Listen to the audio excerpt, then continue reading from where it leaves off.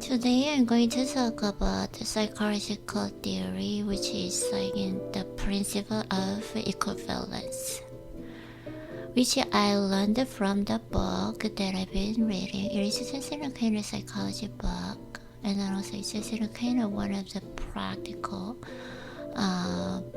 psychological books that when it comes to like happiness or just in a peaceful mind. So it was really good, and I just learned term which was principle of equivalence. So which is just I can say our brain having a kind of tendency to stay focused on one thing. So if we stay focused on one thing, so we can forget others. So that's what equivalence law, right? So for instance, for me, I woke up feeling not that refreshed this morning, so my mood was like kind of negative, but which was not that serious, but it was kind of negative. That's why I didn't stay focused, or I don't just want to maintain my negative feelings and mood. That's why I really want to change. So even though I just remind myself, oh, I should forget it, no, I should be really positive. No, it doesn't work. Yeah, so because of that, I did a morning routine. After that, I've been reading a book. Yeah, so I just try to find a book, stay focused on that book.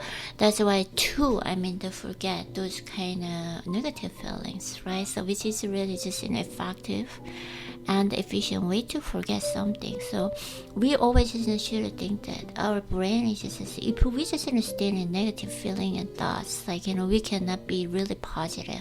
So even though when I woke up feeling not that refreshed, right? So negative thoughts and memories just came to me, and then it popped in my head.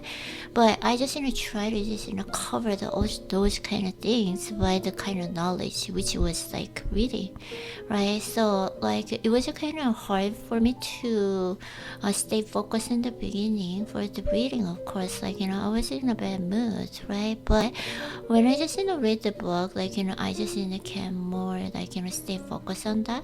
So when I stay focused on that, I just reach in a flow state, of course, right? So I don't even just have the space for those kind of negative feelings and thoughts, right? So we always just try to think that our thoughts we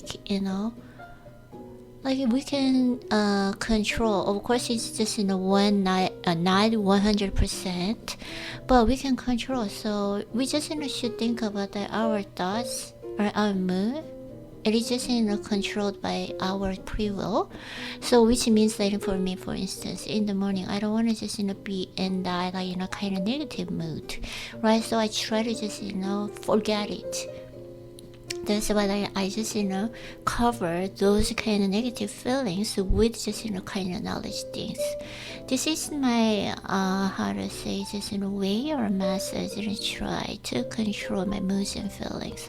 Sometimes we don't know why we have those kind of mood, because I had a really good sleep last night, and my condition was really good and everything was good. But sometimes because of hormone change, it is a kind of hormone game, right?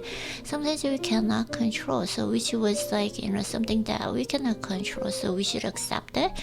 But we should accept it, but we shouldn't know how to just change or shift those kind of feelings in our own ways, because this is just all my ways, right? So I just found out through my experiences and knowledge, but you should find out your own way too through those kind of a lot of experiences and experiments with yourself.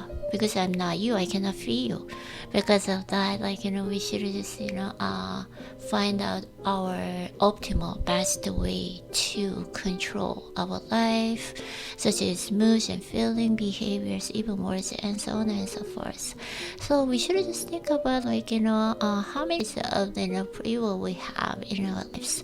Free will, I believe that, which is just a really important key factor when it comes to happiness and the peaceful mind. Yeah, so thank you for listening.